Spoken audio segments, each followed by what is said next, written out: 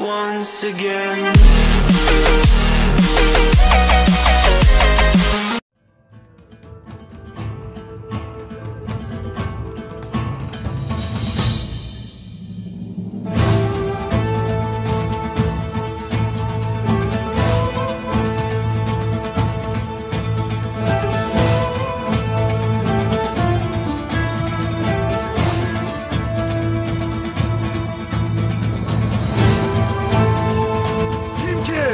Eker, hainlik yaparsa, kim ki arkamdan oyun çevirmeye kalkarsa, ben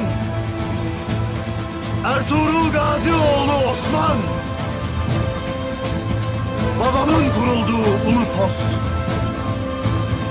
gölgesinde yaşadığımız tamgalı sancak ve beyinde taşıdığım kara pusadım üzerine and içerim ki acımam.